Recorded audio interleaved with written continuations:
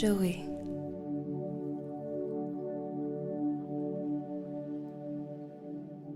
Joey réajusta son appareil photo, prit une dizaine de clichés du même cadre, un petit passage de terre naturellement formé entre les fougères, puis s'enfonça un peu plus au cœur de la forêt. Là, au milieu de nulle part, loin de toute trace de vie humaine, il se sentit petit. Pourtant, il n'était pas effrayé. Au contraire, il n'avait jamais été aussi bien. La beauté de la forêt éveillait chez lui des sentiments réconfortants, sentiments ayant trait à des souvenirs intangibles, certainement perdus dans le paradis de l'enfance.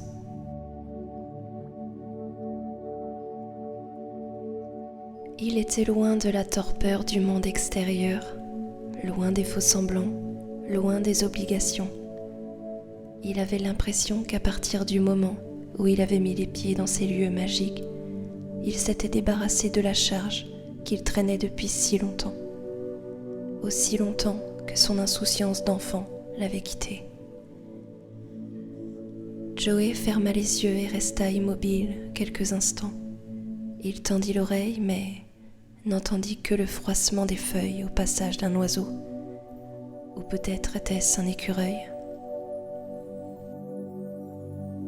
Le silence de la forêt était un des plus purs qu'il n'avait jamais entendu. À croire qu'un accord tacite avait été passé entre tous les éléments et tous les êtres, afin qu'à cet instant précis, il n'y eût aucun bruit. Il prit une profonde inspiration et 1001 odeurs se mélangèrent pour venir finalement caresser ses narines.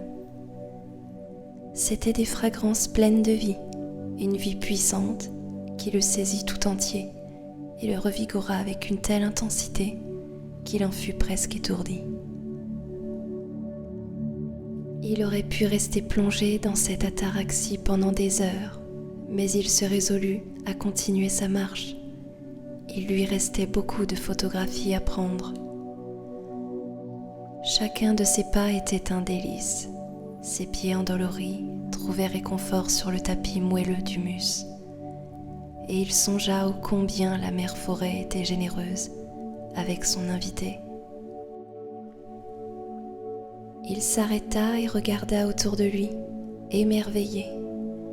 Il était à présent entouré par des rangées d'arbres de toutes sortes, de toute taille, à travers lesquels se faufilaient les rayons dorés du soleil. Un des rayons se déposa sur un bouquet de lilas blancs, l'ornant ainsi d'une auréole divine.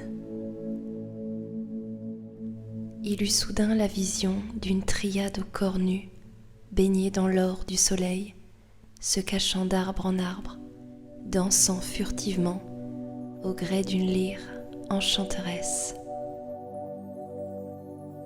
Il entendit la douce voix de sa mère lui raconter comment Orphée était instantanément tombée amoureuse de la belle Eurydice.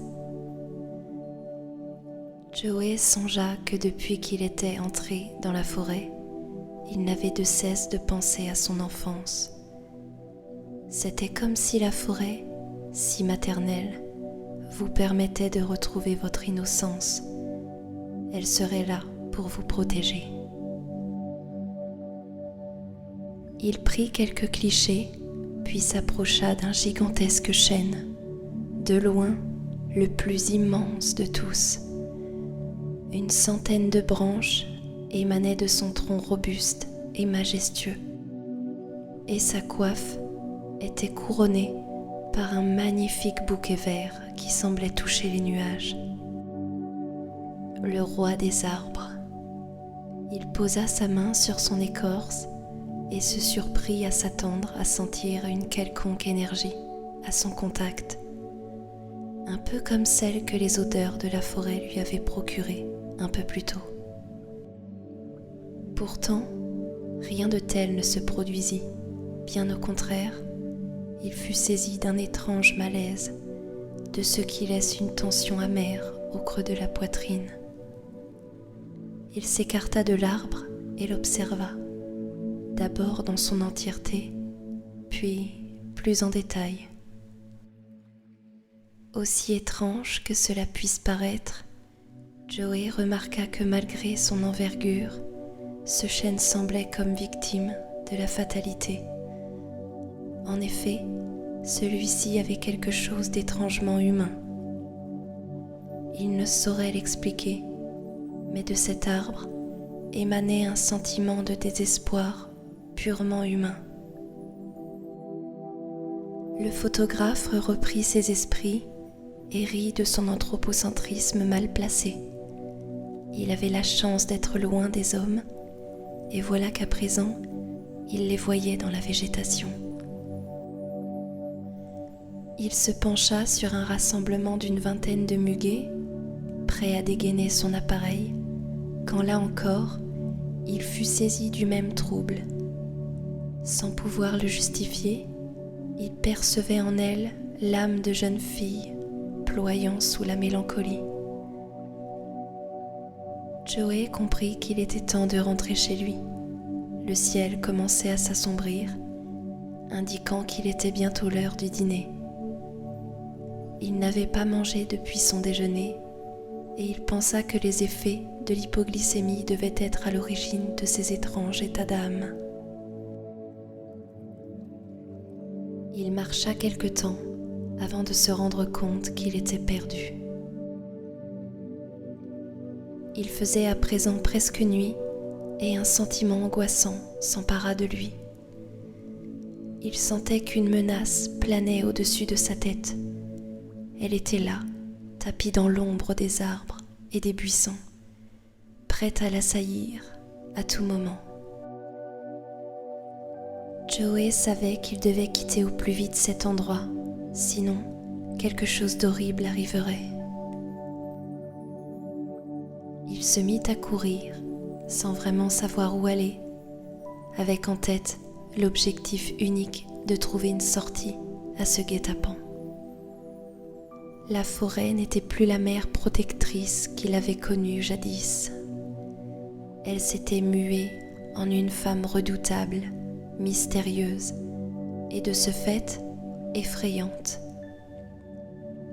Ses ombres étaient traqueuses, ses recoins sournois, ses bruits alarmants. Il était sa proie et maintenant qu'il était entre ses mains, elle semblait vouloir jouer de lui. Le caractère inconnu des lieux qui l'avait tant fasciné avait complètement disparu. Désormais, celui-ci était promesse d'horreur et d'atrocité. Joey continuait sa course effrénée quand il fut soudainement arrêté dans son élan, retenu par la branche d'un arbre qui se trouvait sur sa route. Lorsqu'il se retourna pour se libérer, le spectacle qu'il vit l'horrifia. L'arbre avait l'atroce visage de la supplication. Pire encore, l'arbre était humain. La branche qu'il avait retenue était un appel au secours. Cet arbre, cet homme, cette chose, peu importe son nom, implorait son aide. Il voulait que Joey le sorte de cette forêt dont il était prisonnier. Joey courut aussi vite qu'il put. Sur son chemin, il vit avec horreur des centaines d'arbres tendant leurs branches pour le saisir. Il avait l'impression que leurs troncs se tordaient dans sa direction. Il vit des fougères étirer leurs feuilles pour le toucher, des fleurs déployer leurs pétales dans l'espoir de l'atteindre, des rochers rouler si lentement que cela en était presque imperceptible, avec l'espoir dérisoire de le rattraper. Joey les vit tous le supplier, sans exception. Puis, il les entendit. Les prisonniers de la forêt s'étaient mis à geindre, une litanie venue tout droit des profondeurs des enfers. Il tenta de se boucher les oreilles pour ne plus entendre cette atroce mélodie, mais rien n'y fit. Elle s'était immiscée dans ses oreilles, dans son crâne, dans sa peau, dans son âme, Soudainement, l'espace autour de lui se rétrécit. Les formes devinrent floues, les bruits se firent lointains, les couleurs se confondirent. Joey tomba sur le sol.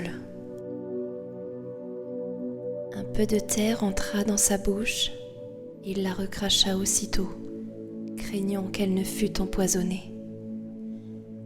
Il essaya de se relever, mais n'y parvint pas. Ses membres étaient retenus au sol. Il sentit des chatouilles tout le long de son corps. Il se rendit compte, avec effroi, que les brins d'herbe s'étaient collés à lui, imprégnant ses vêtements et tentant de transpercer sa peau avec leurs extrémités. Joey hurla. Il se sentit s'enfoncer lentement dans la terre. Il essaya de toutes ses forces de s'échapper, mais il n'y avait plus rien à faire. L'humus commençait à recouvrir ses bras, ses jambes, sa bouche, étouffant ainsi ses cris. Et tandis qu'il s'engouffrait toujours plus dans le sol, il disparut de la surface de la terre. Quelques mois plus tard, alors qu'une classe effectuait une sortie dans la forêt, un enfant s'éloigna du groupe, attiré par un bouleau. L'arbre en question n'avait rien d'extraordinaire, mais l'enfant trouvait qu'il avait l'air bien triste. Il sortit la petite gourde qu'il avait dans son sac et versa de l'eau au niveau de ses racines. Peut-être avait-il soif. L'eau fut déviée par un amas à côté du tronc. Le petit garçon enleva la terre ainsi que les feuilles qui le constituaient et y trouva caché un appareil photo.